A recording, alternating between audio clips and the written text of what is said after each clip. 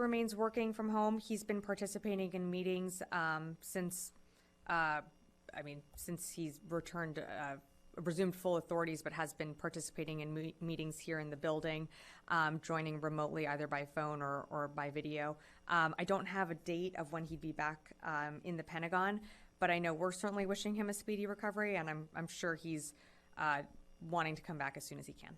And then secondly, on the strikes on the Houthis, other than the very first initial barrage that was U.S. and Brits last Friday, these have all been U.S. strikes. Is the U.S. now sort of unilaterally going its own on all of these strikes? Why has there been no allied participation at this point?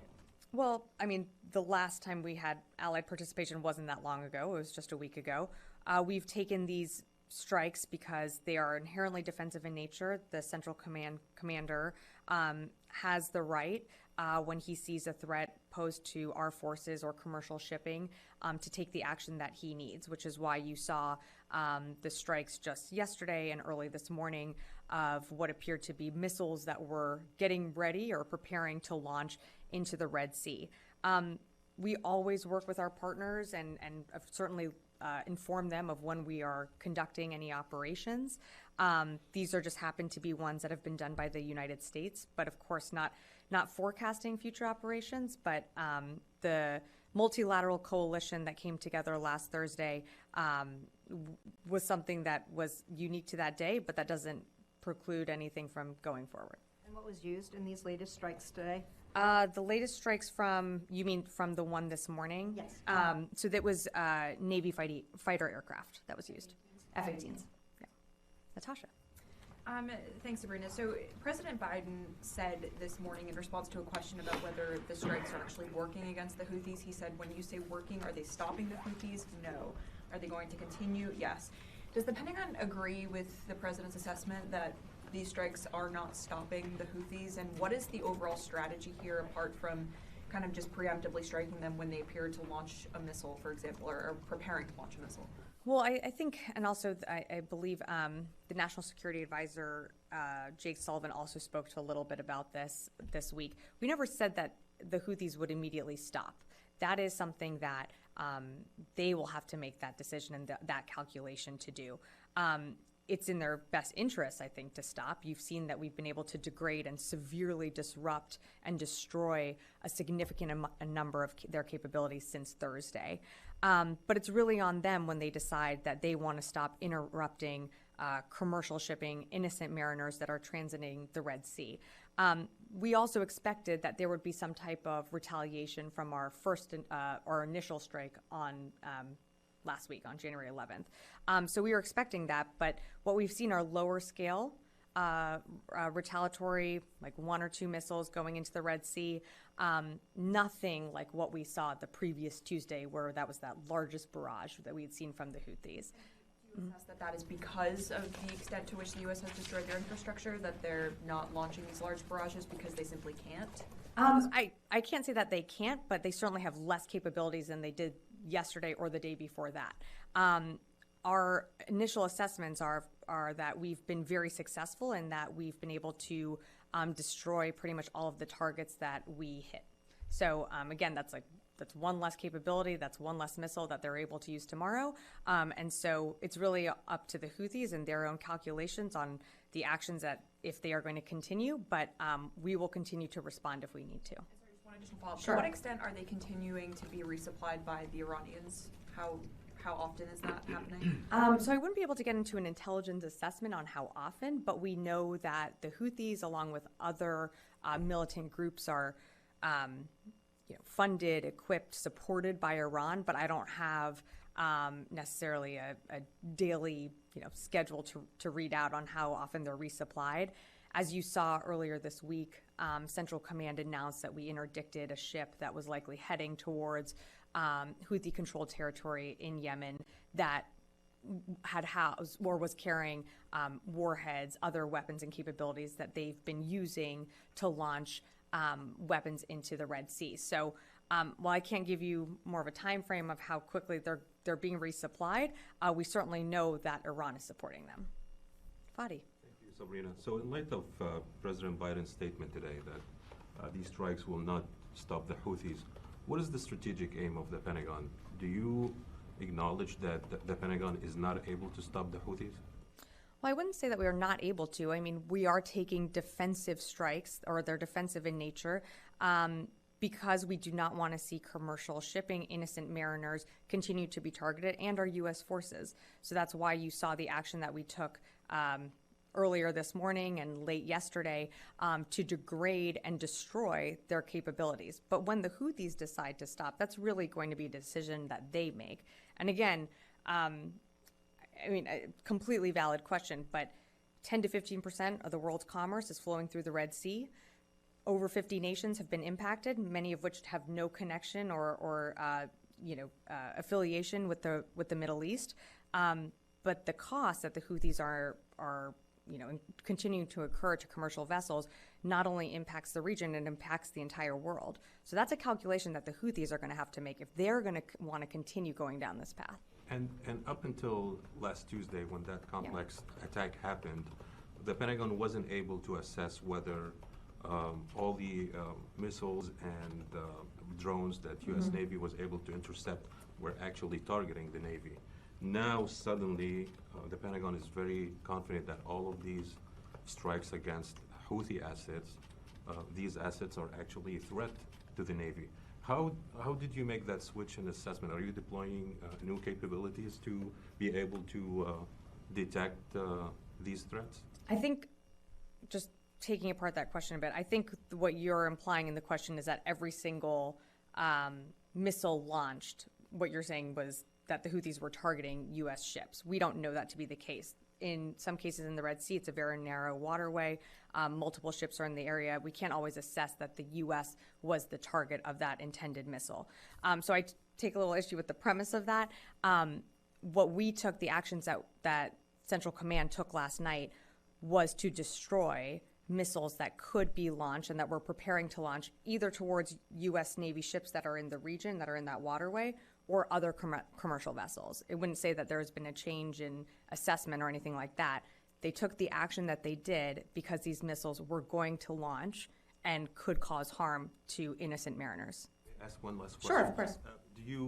Does the Pentagon expect the Houthis to carry on with their attacks in the near future in the region? Well, I can't speak for the Houthis. From a capability point of view. They still retain some capability. I mean, they still retain some capabilities. They've been degraded in some areas. We saw that they launched attacks as recently as yesterday, but I can't predict when they'll continue to launch or how long they'll continue this trend for. All we can say is that we continue to urge them to stop. They're interrupting the economy. They're disrupting just commercial vessels from transiting the Red Sea. Innocent lives are being put at risk. And so we can only continue to urge them both, publicly here and through other channels to stop these reckless attacks. I'm just going to go to the phones and then I'll come back into the room. Liz Frieden, Fox. Thanks, Sabrina. Do you have an update on how many attacks have been launched on U.S. forces in Iraq and Syria? Sure. Give me 1 second. Liz, to date, there have been approximately 140 attacks on U.S. troops in Iraq and Syria. I have 57 attacks in Iraq and 83 attacks in Syria. Great. Idris Ali, Reuters. Hey, Sabrina. Is it now fair to say that the U.S. is at war in Yemen? And secondly, there are some reports about a U.S. MQ-9 being shot down over Iraq by Iranian-backed militia. Is that something you're tracking? Thanks, Idris. I'll take the last one first. I have seen those reports. I don't have anything for you on that, so I'd have to circle back with you. I've seen those reports, but don't have anything to add. In terms of your first question, no, we don't seek war. We don't think that we are at war. We don't want to see a regional war. The Houthis are the ones that continue to launch cruise missiles, anti-ship missiles at innocent mariners, at commercial vessels that are just transiting an area that sees 10 to 15% of the world's commerce. The U.S. is what we are doing with our partners is self-defense. We certainly don't want to see this widen out to a regional war. And we don't want to see this continue, which is why you have seen the action that we've taken. And as the Secretary has stated before, we will continue to take that action if we need to. I will come back in the room. Yeah, Constantine. Just to follow up on the question of the Houthis' capabilities, is the Pentagon's assessment that they are sophisticated enough to target a specific ship? Meaning, if a U.S. destroyer is escorting some merchant ships along Yemen or the Red Sea, is the Houthis' targeting capability sophisticated enough to differentiate between a U.S. warship and a merchant ship? Well, I don't think we should rule out that they have very sophisticated capabilities.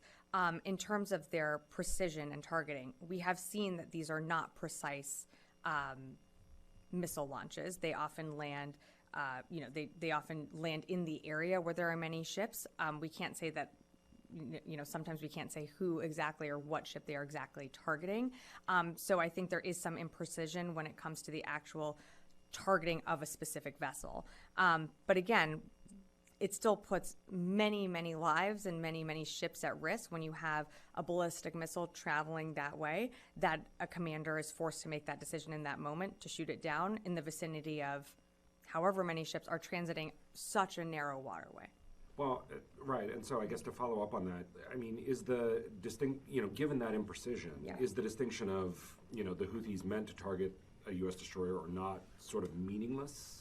No, I mean, we can do our assessment, and sometimes we believe their assessment is an intended target of whichever MV commercial ship is transiting, or sometimes we assess that it is a U.S. destroyer that's in the region or one of our partners in the region.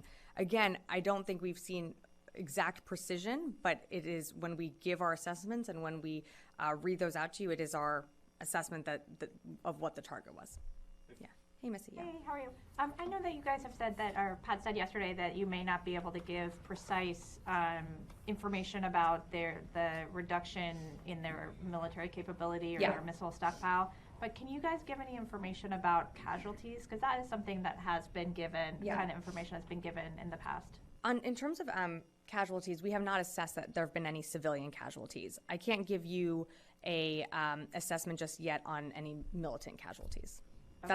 That's something that's still ongoing. You can give us eventually, because DoD has provided that information in the past for certain kinds of strikes. It's something that we're continuing to assess, and if we can and are able to conclude that there have been casualties, we will read that out. Okay. Yeah, of course. Yeah, Brad in the back. Yeah, so Congress is calling for a briefing on the Secretary's hospitalization. Is the Secretary committed to sitting down with lawmakers for a briefing or a hearing sometime soon? Well, we'll always work with Congress in addressing what they need, whether that's a briefing or a hearing, whatever it might be. We're always, in touch with our congressional partners. And just, I think yesterday we responded to a few letters from lawmakers. So we're always in touch with the Hill, but I have nothing to announce or read out in terms of anything that's scheduled. Great. I'm going to go back to the phones here. Laura Seligman, Politico. Hi, thanks, Sabrina. Just to follow up on Idris's question, you said that we are not at war with the Houthis, but if this tit-for-tat bombing, we bombed them 5 times now. So if this isn't war, can you just explain that a little bit more to us? If this isn't war, what is war? Sure, Laura. Sure. Great question. Just wasn't expecting it phrased exactly that way. Look, we do not seek war. We are not at war with the Houthis.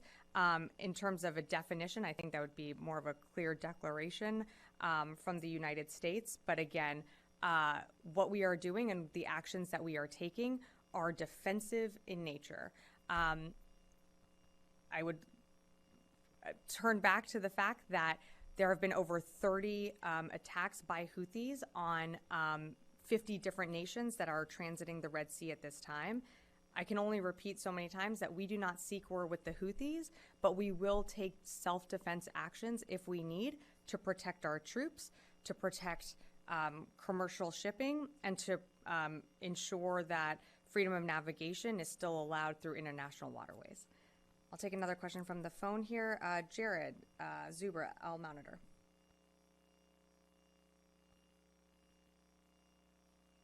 Hi, Sabrina. Thanks. Just following up on the previous questions on the Houthi engagement or engagement with the Houthis and their material there. You mentioned the actions that we're taking, or the U.S. is taking, are defensive in nature. They're also preemptive. I mean, is it fair to characterize this as a sort of conflict of attrition in terms of the Houthis' supplies here? I mean, what is the end goal here? Is the department seeking to sort of leave the Houthis with nothing left to strike commercial shipping in the end of this? Thanks, Jared. The end goal is for these attacks to stop, for us to deter Houthi strikes, again, from commercial shipping that has been transiting the Red Sea for many, many decades and should be allowed to continue freely without harassment or without fear of bombardment from Houthi-controlled areas in Yemen. So the ultimate goal is for these attacks to stop. It's up to the Houthis to decide when that occurs. It's their decision to continue to launch these attacks, but again, what they have available to them, the systems, the capabilities that they had available to them yesterday are not the same ones that they have available to them today. So we're going to continue to take the action that we need to disrupt and degrade the Houthis' availability, or ability, I should say, to attack, whether it's U.S. personnel or others that are transiting that Red Sea and Gulf of Aden area. I can come back in the room? Yeah. Thanks very much. First, can you be any more specific than with the damage that's been done to the Houthis' capabilities beyond significant? And then also, you've talked about taking defensive measures. You want the attacks to stop, and deterrence, but it seems like the Houthis so far have not been deterred. So does the Pentagon have any assessment or any plan on how to change the Houthis' calculus and what it will take for the Houthis to be deterred at this point? I think I appreciate the question. I think I've answered that one. Again, it's up to the Houthis to decide when they want to stop. How much cost are they willing to incur every single time that we disrupt and degrade their capabilities? How much cost are they willing to incur every time they disrupt commercial trade that doesn't just impact that region, the Middle East, but all around the world? That's really a calculation that they have to make. We can't make that for them. We can continue to urge publicly and privately that these attacks stop, and again, and reiterate that we always reserve that right to self-defense and will protect our forces where they are located in the Red Sea or all around the world. In terms of I think you're asking about, your first question was on BDA. I mean, I think at the top I said that we assessed that our strikes last night destroyed or had the intended impacts that it was intended. Sorry, that's a bit of a word jarble there. That it had the intended impacts with almost all of the missile launchers destroyed. If I could follow up, if it's up to the Houthis to decide when to stop the attacks, how is the U.S. creating any sort of deterrence? If the U.S. isn't willing to do more to change the Houthis' calculus, where does the deterrence come in? Well, again, I think you are seeing us do more. We are continuing to, on last Thursday, you saw us take action with coalition partners. Since then, you've seen us take subsequent action and follow-on actions. We don't control the Houthis. The Houthis have to make the decision, the calculation, that this is not worth it anymore. We will continue to reserve the right to self-defense, to defend our forces, but it is up to them. At what expense do they want to continue to go down this path? We don't want to continue to see this go. We want to ensure that mariners, that trade can continue to flow through the Red Sea, and that's why you saw the Secretary in December announce the formation of Operation Prosperity Guardian, which is to ensure that commercial shipping can continue freely and openly of harassment from the Houthis. And then you've seen us since then, as recently as last week, take self-defense action. So again, it's up to a calculation on the Houthis of when they want to stop. I'll come right here. Yeah, Rio. Thanks so much. Earlier this week, U.S. Force Japan issued a statement and started relief effort for the earthquake in Japan. How do you see the significance of this cooperation, and is U.S. Force Japan ready for further assistance if requested by Japan? So I think General Ryder might have announced that we are assisting. We did receive a formal request for support. 2 UH-60 aircraft from U.S. Army Aviation Battalion Japan are assisting Japanese self-defense forces with the delivery of material for those that have been affected by the earthquake. This allows the Japanese self-defense forces aircraft to focus aviation efforts on transporting evacuees from affected areas. So that's what we're doing right now. If we are receive another request for further support, of course we'll work with the government of Japan to help accommodate that one. Louis. Sabrina, we've seen an uptick in these U.S. strikes following incidents where U.S.-owned operated vessels were struck by either Houthi drones or missiles. Are these latest strikes in direct retaliation and direct response to those incidents? In terms of which incidents? Like just generally, like the ones that have... The last 24 hours we've had 2, and then earlier in the week. These were self-defense strikes that as the central commander saw that these missile launchers were getting prepared to launch, he took the action that he needed to. So we should not be making a direct connection between a particular Houthi attack. Not necessarily a tit for tat every single time. Again, the actions that you saw CENTCOM take early this morning, late last night, was in self-defense because we saw that these missiles were getting ready to launch. They were on those launch rails, and as a matter of being an imminent threat to the Red Sea and to commercial shipping, the Central Command commander made that decision to take that action. So does that mean that CENTCOM has been given the authority that whenever they see anything like that, that they will be continuing to carry out these types of actions? The commander has the right to take action when U.S. forces or when there is a need for self-defense. He does have that authority from the Secretary and the President. Yeah. Mike? Yeah, despite Prosperity Guardian, there's still a significant percentage of maritime traffic that's avoiding the area and going around the Cape of Good Hope. Is there any thought in the future of sort of altering the strategy rather than to actually have the warships escort these commercial vessels through the area, the choke point, or rather than this potentially picket line that you have them set up as? Changing the strategy in terms of what? I'm sorry, I'm not Actually exactly escorting. We are doing some escorting of ships in the Red Sea where necessary. That is part of Operation Prosperity Guardian. Where we need or where we feel that ships do need an escort, that is something that they are doing, but their main focus, of course, is defending and ensuring freedom of navigation in those waters. How do they get an escort? Do they have to radio ahead and say we need an escort? Or well, you have to. Part of the operation is being in touch with the ships that are transiting through there. So of course there's communication with the commander of Operation Prosperity Guardian and other ships transiting. There's advice given of places to avoid. Admiral Cooper has spoken more about this, and I'm sure more eloquently than I am right now. But of course we're in touch with those ships that are transiting. Or they can call and they if we feel that they need it, or if we feel, or our forces or forces within Operation Prosperity Guardian feel that there needs to be a bolstering of security around ships, they will be escorted. Down in the back. Yeah. Did I see someone over here? Yes, all the way in the back. Just a little bit of a different question regarding everything going on in the Middle East. Sure. Since October, Iran-backed Hamas launched that massive attack against Israeli civilians and tourists from other countries. Iran-backed Houthis have attacked international shipping lanes dozens of times. Iran-backed militants have launched attacks on U.S. forces in Iraq and Syria. Iran has supplied Russia with weapons to use against Ukraine, and now Iran is launching strikes in Pakistan. I was wondering what the Pentagon's message is to Iran, and is deterrence working? So I think our message has been very clear from the beginning. We know Iran funds, supports, equips, trains these groups, the very groups that you just listed out, in places throughout, whether it be Iraq and Syria, in Lebanon, in Yemen. We know Iran's hand is behind all of these groups. And so our message has been very clear. We don't seek a regional conflict. We don't want to see a regional conflict. And we certainly don't want what's happening in Gaza to spill out into a larger regional or wider scale war. We know tensions are high in the region. We certainly acknowledge that. But we also have called on Iran repeatedly to stop. And that's what you're going to see us continuing to do.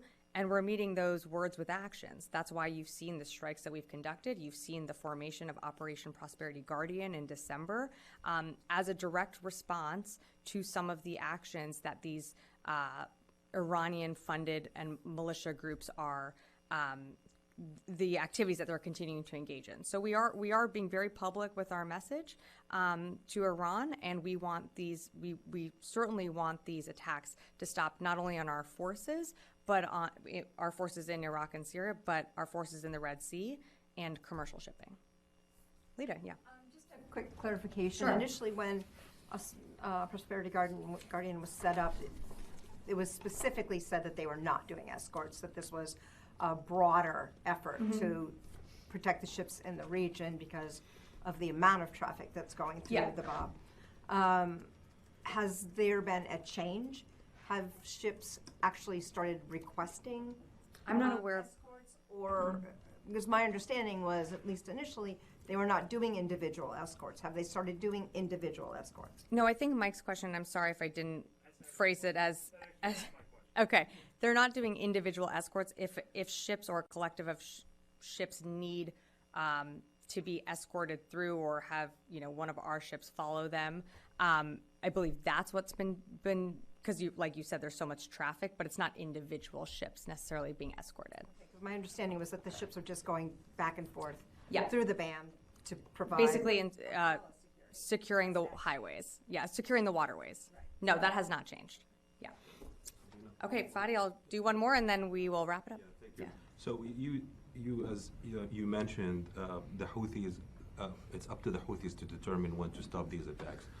In fact, the Houthis, since the first attack, and when they announced every single attack since then, they said when they're going to stop these attacks. It's when Israel stops its war on Gaza and lift its siege on the people of Gaza. Does the Pentagon see this as unrealistic objective? So, appreciate the question, Fadi. Again, what's happening in Gaza is, despite what the Houthis say, is very different from what they're doing.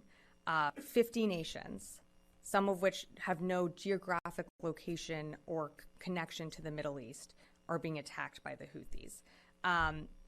You have Chinese ships going through, you have Russian ships going through, you have all sorts of countries' ships, commercial vessels that are transiting this waterway